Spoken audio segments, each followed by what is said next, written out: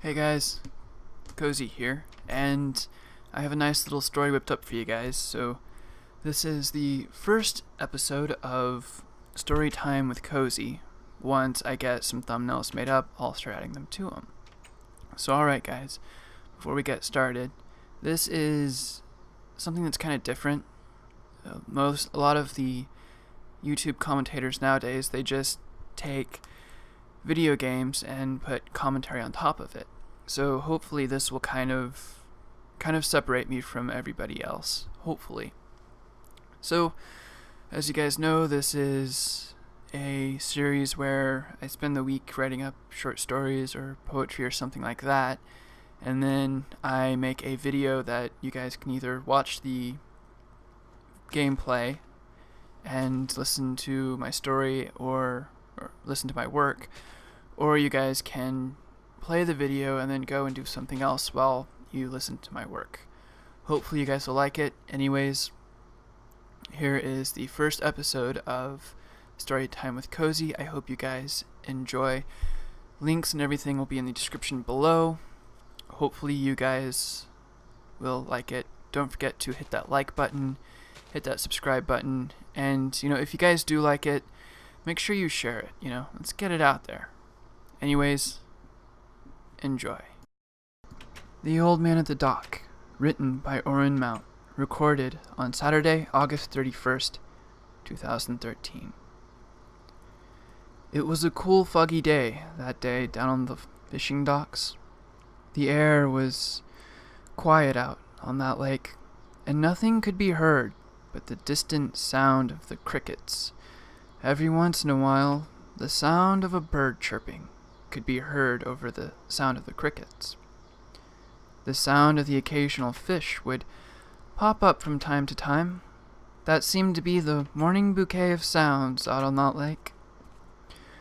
From time to time, it would seem that the world had forgotten about that tired old lake, though sometimes a car would pull off the road, and the families inside the car would walk around, along with the old couple that you would catch sitting on a park bench, thinking about old times. The lake may have been forgotten by the now 90-0 world, but it was not lost. No, there was the people that kept the old body of water company. On a forgotten part of the lake, away from the occasional visitors that would spend some time by the water, there was an old fishing dock, off by itself.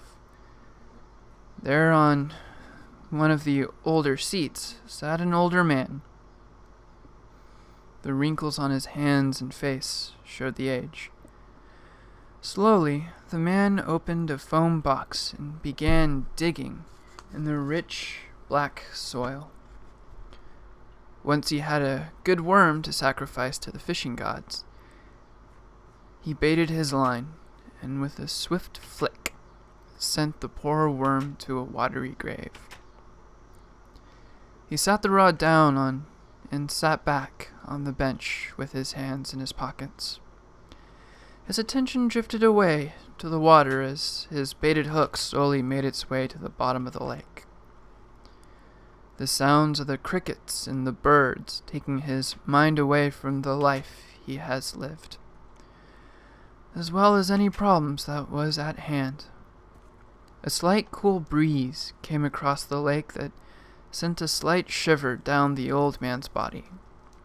Looking down, he picked up a thermos and opened the thermos. The smell of freshly brewed coffee wafted up to his nostrils. Slowly, he tipped the thermos over his cup, and the cup slowly filled with the hot coffee. When his cup had met its full, he set the thermos down and took a sip from his cup. The hot coffee felt good in the cool morning air. After some sips of coffee, the old man set his cup down, and his hands went back to their rightful place in his coat pockets. The fishing rod did not move, and his eyes narrowed in disappointment. Slowly he picked up the rod and began to bring the worm up from its watery grave. With well-seasoned hands, the man reached back into the blue foam box and pulled out another worm. Slowly he hooked the worm onto his line, and with another swift flick, the worm flew out over the water. With a click-plunk, the worm was off to its watery grave. Setting the fishing rod down, he leaned back in the old bench. The morning passed with the morning fog. He looked up at the blue sky before he looked back down at the water. Once the afternoon had passed, the old man picked up the fishing rod. Slowly he reeled in his line. After he cleaned off the fishing hook, he hooked the hook through one of the fishing rod's eyes.